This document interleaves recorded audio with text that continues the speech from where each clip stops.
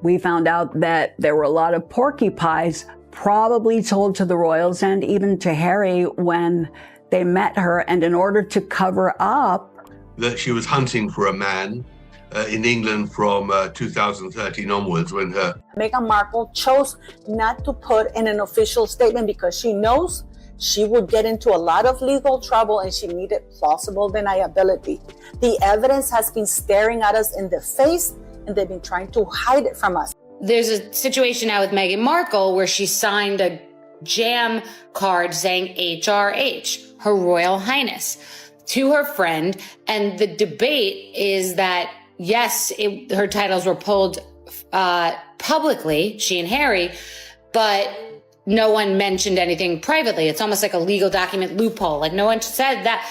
And that was very critical because at that moment last year, she was about to promote her Netflix series and didn't want to firstly be seen with Harry. Ever notice how some celebrity stories just refuse to fade away? This one has it all: power, drama, unexpected twists, and opinions coming from every direction. From Hollywood circles to royal headlines, the story just keeps getting bigger. So what really happened behind the scenes? And why does everyone have something to say about it? Meghan Markle stirred controversy when some commentators claimed she had her first husband agree to a so-called pregnancy contract, a deal meant to guarantee comfort, luxury, and full support if they ever had a child together. Not exactly your typical relationship setup.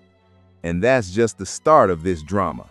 Royal writer Tom Bower has spent years outlining what he sees as a trail of broken relationships stretching from Hollywood all the way to Buckingham Palace.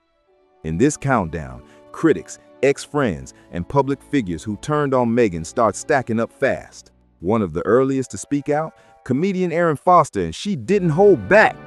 Back in November 2017, long before widespread skepticism kicked in, she posted an old Deal or No Deal photo of Meghan with the caption, "Never forget," then followed it up with another, writing, "This briefcase is filled with my plans to become famous." Sharp, right?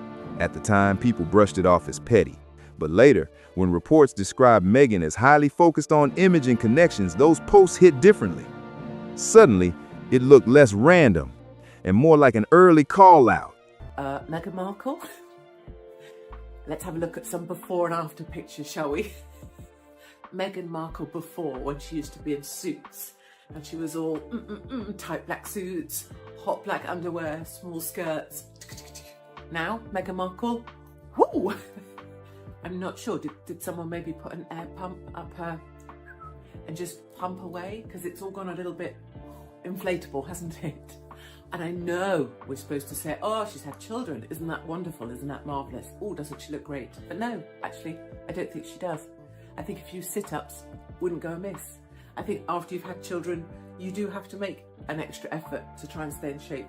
I think if you want to have any kind of midriff again, you need to be putting a bit of effort in. Things got so intense that one person even lost a major TV job after defending Meghan's critics. That's how far this drama reached. Katie Hopkins, a British media personality, went all in. She labeled Meghan Instagram addicted and called her an American Kate Middleton wannabe, saying she didn't have the same natural grace. The tone, sharp and meant to hit. But Hopkins kept pushing one big question. How can someone call for privacy while doing an Oprah interview, signing Netflix deals, and jumping into podcasts and global media projects? To her, that just didn't make sense. She also argued that with a reported background in public relations, Meghan would have known exactly what comes with marrying into such a famous family. And when Bauer described Meghan as very media aware, it only made that debate louder. Can you criticize the media while also benefiting from it? Meghan Markle can't win for losing. So you guys were irritated that that trailer for her show was, there is a lack of identity and understanding as to exactly who she is to the audience. Like first we're in Montecito and it's all perfect, which would have been fine. Commit to the bit because they do live in, I think, like $23 million house in Montecito and it is pretty pristine. So commit to that bit. But I feel like because of a reaction from you guys, now it's more natural and just delivering really unfiltered, fresh out of bed content. And that is turning people off because they're like, wait, what happened to the perfect content? And also they're supposed to appear understated Montecito, muted tones, and this is a different look. Anyone's allowed to take any picture down that they want, and I mean, I can't imagine going to that event and not thinking that somehow your picture would end up somewhere, but they couldn't resist the temptation of going, but also wanted to resist the temptation of showing, and they didn't do anything wrong. It's just been hard to be them because they have been riding between two worlds for a long time. Her answer? A hard no. Then came reality TV heavyweight Bethany Frankel, and she didn't wait for the Oprah interview to air before speaking up. Known for her blunt style, Frankel posted Cry Me a River in 2021, making her stance crystal clear. Her take? Meghan went from cable actress to palaces, tiaras, and a global spotlight in under 2 years. To Frankel, that didn't look like stepping away from fame, it looked like holding onto it in a bigger way. And her main point hit hard. If someone truly wants privacy, they don't sit down for a primetime interview expected to pull millions.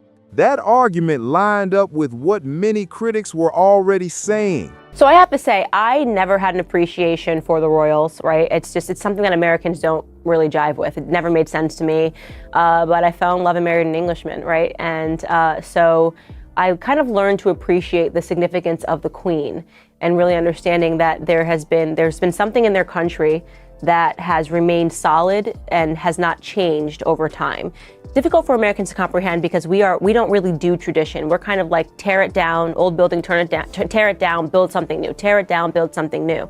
So that's the reason I think why people follow the royals. Now, I don't care at all for the Harry and Meghan thing, except for the political undertones of somebody saying, I'm not liked, therefore it's because I'm 25% black. Like that stuff bothers me, whether we're talking about Democrats saying it, we see that pollution all throughout Hollywood. So this Hollywood star going into a country that really sort of loves its traditions and then accusing them of being fundamentally racist, it's just like, let's keep the American BS race narrative at least within the bounds of America. Let's not extend it overseas to Europe. Bowers reporting about Meghan shifting her image depending on the room only pushed the debate further. So the big question stayed alive: was she overwhelmed, or was she playing things exactly right? Then comes Candace Owens, and she wasn't buying the narrative at all. She rejected the idea that Meghan was just a victim, pointing instead to her career, opportunities, and marriage into royalty, arguing that the oppression story didn't match that level of privilege. When Meghan raised concerns about racism, Owens pushed back with skepticism, suggesting those claims were being used to explain earlier choices, and that sparked major online arguments. She also kept hitting the same point: how do you ask for privacy while staying in the spotlight? Owens argued Meghan was mixing serious issues like mental health and racism with branding and constant media attention, all while living in a Montecito mansion worth millions. Love her or hate her, Owens stirred a huge debate about privilege and image. Then things turned colder. Before Prince Harry, Meghan's most serious relationship was with chef Corey Vitiello, and when summer 2016 hit, everything changed fast. According to Bowers' biography, Meghan was still living with Corey when she went on her first date with Prince Harry in London. If that timeline is right, it definitely raises some eyebrows. Meeting a prince while still in a relationship, and then, just like that, the old chapter closes once she's back in Toronto. Friends reportedly said Corey was completely blindsided by how fast everything ended. And here's the part people still talk about: Corey stayed quiet.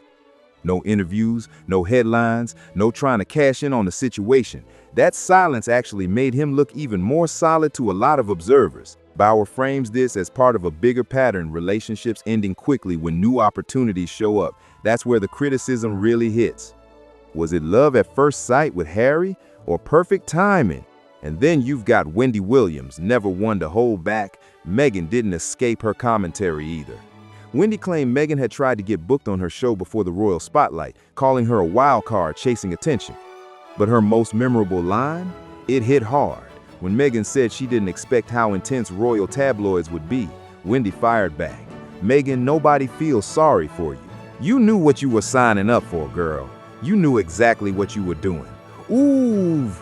That moment stuck because it echoed what a lot of viewers were already thinking. Wendy didn't knock the ambition, she respected the hustle.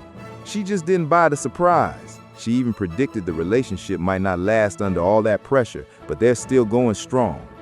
Wendy called it the drama didn't just show up, it exploded.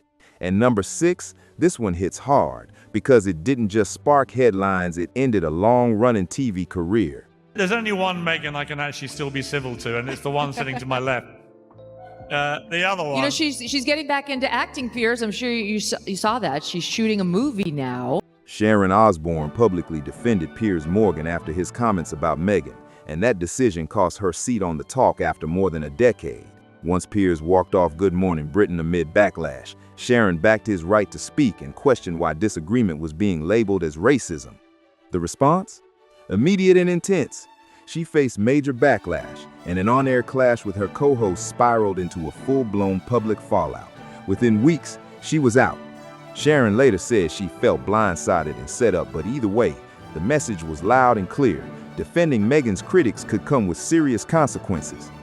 Bauer also claims Meghan's camp was very active in shaping narratives and pushing back, which only made the whole situation feel even more heated. Then there's Trevor Engelson, Meghan's first husband, and this story still gets people talking. According to biographer Andrew Morton, the breakup came off as shockingly cold. They met in 2004, dated for years, and married in 2011. Trevor supported her career, but in 2013, just 2 years in, everything reportedly ended abruptly. While Meghan was in Toronto filming Suits, she allegedly sent her wedding and engagement rings back to Trevor in Los Angeles by mail. No big conversation, no closure, just a package. Friends said Trevor was devastated, and one source claimed he felt like a piece of something stuck to the bottom of her shoe. Harsh, but it shows just how bitter that split was said to be. Meghan is, remember how I said they'll be divorced soon? I don't really know what's going on with them. I like them. And last night made me like her even more. For critics, that moment became another example they keep pointing to. They argue Meghan has a pattern cutting ties fast, moving on clean, and not looking back. And Trevor, he stayed completely silent after the breakup, which might be one of the wildest parts of this whole story. No interviews, no tabloids, no tell-all moments, nothing. In a world where people chase headlines, he kept it locked down, and that silence spoke volumes. But Bauer highlights one detail that got people talking. Trevor later worked on a TV show about a man dealing with divorce while sharing custody with the British royal family. The show never got picked up, but the idea alone had people raising eyebrows. To critics, that concept hinted that the past might have stuck with him more than he ever said out loud, and that's why they keep circling the same issue, loyalty. They say it's not just one breakup, but a pattern. One person is close, then suddenly out. One connection matters, then it's gone. That's the image they push, and why the list of critics keeps growing. Now things jump to a whole new level, number 2, because this one pulls in politics, power, and one of the loudest names in the world. I'm not a fan of Meghan. Yeah. I'm not a fan, and I wasn't right from the beginning. What did you make of what she and Harry said I think to poor you? Harry is being led around by his nose. The feud with Donald Trump started back in 2016 when Meghan criticized him and reportedly said she'd move to Canada if he won. That got attention, but the real moment came later. Trump fired back with, "I didn't know that she was nasty." That line spread fast, sharp, blunt, and impossible to ignore. But he didn't stop there. He also claimed Meghan had disrespected Queen Elizabeth II and said Prince Harry was being treated badly, even predicting Harry might regret his decisions one day. At that point, this wasn't just celebrity drama anymore, it was full-on public clash. Then Meghan stepped into US politics, lobbying Congress over paid family leave, and that turned the volume way up. Donald Trump reportedly called it inappropriate, arguing that someone connected to the British monarchy shouldn't be weighing in on American legislation. To him, it crossed a line. That added a whole new layer to the feud and made things even more intense. Trump also claimed Meghan's influence had driven a wedge between Harry and the royal family, especially in ways that affected the late Queen, and now the criticism was starting to echo what royal commentators had been saying for years. Bauer's reporting suggests Trump wasn't alone in that view. According to his work, some palace insiders also believe Meghan had a strong influence over Harry, shifting family dynamics in a big way. Whether people see that as controlling, persuasive, or just Harry making his own choices, the result looked the same. Tension kept growing around him. And when a former president and palace insiders are saying similar things, fair or not, it gives the story extra weight. The pressure around Meghan just kept building. Then came one of the biggest media explosions of all. British TV presenter Jeremy Clarkson wrote a column about Meghan in December 2022 that sparked massive outrage. He said he despised her on a cellular level, and the tone shocked readers across the UK and beyond. The backlash was immediate and huge. His own daughter spoke out against it, and the publication was hit with over 25,000 complaints. The article was pulled, and Clarkson apologized, later admitting he regretted it deeply. But the damage was done. The incident showed just how extreme reactions to Meghan can get. As Bauer suggests, Clarkson may have said out loud what others wouldn't, and coming from a major TV figure, that made it hit even harder. When someone with that level of fame says something that extreme, it really shows how intense the reactions around Meghan have become. And honestly, that might be one of the wildest parts of this whole story. Meghan doesn't get mild opinions. It's always strong, emotional, and sometimes extreme on both sides. Supporters see her as unfairly targeted, while critics view her as strategic and always playing a bigger game. There's barely any middle ground. People either defend her loudly or go all the way against her. Now we hit number one, and this one gets personal fast. Few people have been as publicly relentless as her half-sister, Samantha Markle. When it comes to long-running feuds, her name always pops up. Samantha, who is 17 years older, has spent years criticizing Meghan through interviews, books, and constant public comments. Her stance, clear and consistent. Samantha claims Meghan is a calculated social climber who used people, including family, to move up. She's also accused her of cutting off relatives and reshaping her story once the royal spotlight hit. Strong claims, and they've kept this family drama in the headlines for years. And it didn't stop at words. Samantha even filed a defamation lawsuit over comments tied to the Oprah interview, especially the only child claim. She argued it erased family members and pushed a misleading story. The case was dismissed, but the damage still there. Bauer describes the fallout as deeply broken. Meghan's father hasn't met her children. Her relationship with Samantha appears completely fractured, and critics say most ties to her past are gone. Whether people see Samantha as bitter, jealous, hurt, or speaking uncomfortable truths, one thing's clear: the Markle family drama is real. It's messy, raw, and not going away anytime soon. But even Samantha isn't the first name most people think of. There's one person who's turned criticizing Meghan into almost a full-time brand. If you followed this story even a little, you already saw this coming. Piers Morgan. Here's how it allegedly started. Back in 2016, Meghan reportedly messaged Piers on Twitter. They later met for drinks in London, and Piers said the conversation went great. But that same night, Meghan met Prince Harry, and according to Piers, that was it. He claims she never spoke to him again, completely ghosted him. And from there, things went downhill fast. Since then, Piers hasn't held back at all. He's called Meghan everything from a social climber to manipulative, even accusing her of misleading the public on major issues like racism and mental health. He's gone after her interviews, Netflix projects, speeches, pretty much everything. And this isn't occasional criticism, it's constant. The biggest moment came in March 2021, right after the Oprah interview. On Good Morning Britain, Piers said he didn't believe Meghan, including her statements about suicidal thoughts. That sparked immediate backlash. His co-host, Alex Beresford, challenged him live on air, and things blew up fast. Piers stormed off the set in a moment that went viral everywhere. Within 24 hours, he left the show after 6 years, but that didn't slow him down. If anything, it made him louder. Bauer frames Piers as reflecting a broader view in parts of the British media, the belief that Meghan misled the public, influenced Harry, and damaged the monarchy. And that's exactly the angle he keeps pushing, again and again. He's broken down everything: the Netflix series, Harry's memoir, their interviews, their image strategy, basically every headline they touch. And every time he goes off, people keep asking the same question: is this about principles or is it personal? Because that question follows Piers everywhere on this topic. Some believe it all goes back to that moment in 2016 that he never really got over being ghosted once Harry came into the picture. Piers shuts that down completely. He insists his criticism is about Meghan's actions, what he sees as contradictions, and her impact on Harry and the royal family, not personal feelings. But a lot of people aren't convinced. Love him or not, Piers has turned criticizing Meghan into a full-on lane, and he's not stepping out of it anytime soon. His commentary is constant, his tone is sharp, and at this point, it's become a defining part of his career.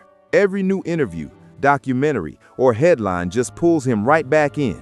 And when you zoom out, the bigger picture looks wild. Meghan's list of critics stretches across Hollywood, reality TV, politics, family, royal insiders, and media figures who just won't let it go. Bauer's research keeps circling the same themes critics talk about: broken ties, quiet exes, sudden shifts, and a story that seems to evolve with the moment. Supporters say she's been unfairly targeted and picked apart by the press. Critics say she knows exactly what she's doing and plays the spotlight like a pro. And that split, that's why this debate never dies. One thing's undeniable, she's one of the most polarizing figures out there, and every new headline keeps the drama alive. So what do you think about all of this? Is Meghan Markle a victim of nonstop scrutiny or a calculated figure shaping every move? Is this just nonstop media drama blowing things out of proportion? Or is there more truth behind these patterns people keep pointing out? And where do you stand when it comes to all these clashing opinions? I really want to hear your take, so drop your thoughts in the comments below. Thanks for watching, seriously. It means a lot. If you enjoyed this, don't forget to like, share, and subscribe to Crown L for more stories like this. And stick around, because there's plenty more content waiting for you right here on the channel. Crown L keeps you in the know, so see you next time.